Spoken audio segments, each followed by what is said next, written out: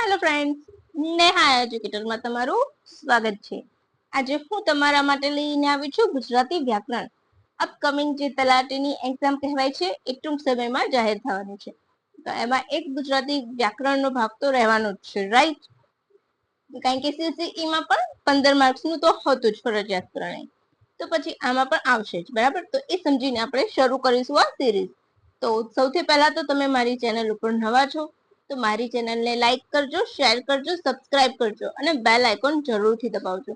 અને જો તમે ખરેખર વિડીયો ના જોયા હોય ગુજરાતી વ્યાકરણના, તો સ્વર અને વ્યંજન વિશેની સમજી ક્યાંથી કયો કંઠ તાલવ્ય કોને કહેવાય, કંઠ્ય કોને કહેવાય, તાલવ્ય કોને કહેવાય, મૂર્ધ્યા કોને કહેવાય, એ બધી જ સમજ મેં મારા પ્રીવિયસ વિડીયો ગુજરાતી વ્યાકરણના વિડીયોમાં આપેલી છે। એમાં મેં સમાસ પણ શીખવાડેલા છે અને અલંકાર અને છંદ, તો એ બધું જ તમારે એક વખત ત્યાં જઈને જોઈ લેજો। તમે મારો વિડીયો જ્યારે કરશો ત્યારે તમને મારી ચેનલ સબસ્ક્રાઇબ કરશો તો એમાં તમને મળી જશે।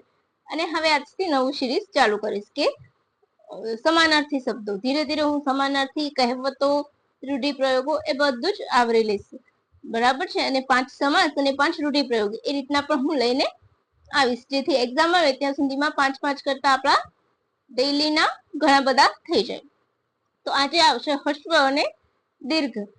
હસ્વ હોય છે શબ્દો એક જ, પરંતુ હસ્વ અને દીર્ઘ મૂકવાથી એ શબ્દોનો અર્થ બદલાઈ જતો હોય છે। તે અર્થ કેવી રીતે બદલાય છે અને તેનો અર્થભેદ શું થાય છે એના વિશે શબ્દો આપેલા છે, જે ઘણી વખત એક્ઝામમાં સમાનાર્થી તરીકે પૂછાય છે અને આપણે ત્યાં ભૂલ કરીને આવીએ છીએ, રાઈટ? તો એ ભૂલ તમારી નહીં થાય। અને હા, આ વિડીયોની PDF પણ મેં નીચે ડિસ્ક્રિપ્શન બોક્સમાં શેર કરી દઈશ, જેથી કરીને તમે ડાઉનલોડ પર કરી શકો છો અને ઈચ્છો તો તમે તમારી સેલ્ફ નોટ પણ બનાવી શકો છો। Self note is the best, right? તો ચાલો શરૂ કરીશું।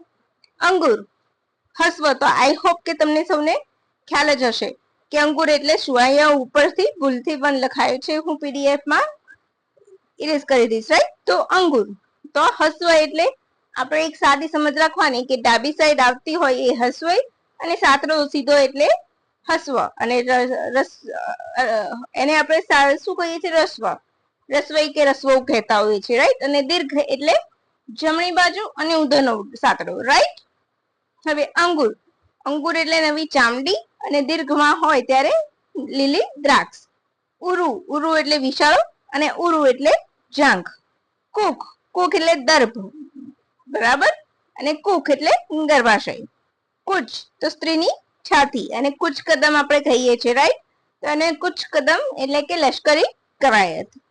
કુલ એટલે આપણે ટોટલ જે ઇંગ્લિશમાં વાપરીએ છીએ શબ્દ એ કુલ, વંશ અથવા તો એકંદરે। તો કુલ એટલે કિનારો, બરાબર? દીર્ઘ હોય ત્યારે। કુજન એટલે ખરાબ, કુજન એટલે કુંજવું તે। ખચિત એટલે જડેલું, અને ખચિત એટલે અવશ્ય। ચીર, ચીર યાદ રાખજો, મોસ્ટ ઇમ્પોર્ટન્ટ છે ચીર। ચીર બહુ પૂછાય છે, રાઈટ? તો જ્યારે હસ્વ હોય ચીર તો લાંબો સમય ચિરાયું, ત્યારે એ શું આવશે? હસ્વ વાળું ચિરાયું આવશે। અને ચીર એટલે વસ્ત્ર, રાઈટ? ચીરહરણ કહીએ છીએ ને। જીન એટલે જય મેળવે એ અને કપાસ લોટવાનું સાધન। જીન એટલે એક પ્રકારનું ભૂત, અને કાપડના જે મોટા હોય છે અલગ અલગ પ્રકારના તાકા, એને જીન કહેવાતા હોય છે। તમે કાપડની મિલમાં જશો તો તમને જીન જ કહેતા હોય છે, રાઈટ? ટૂંક એટલે નાનો ટુકડો, અને ટૂંક એટલે શિખર।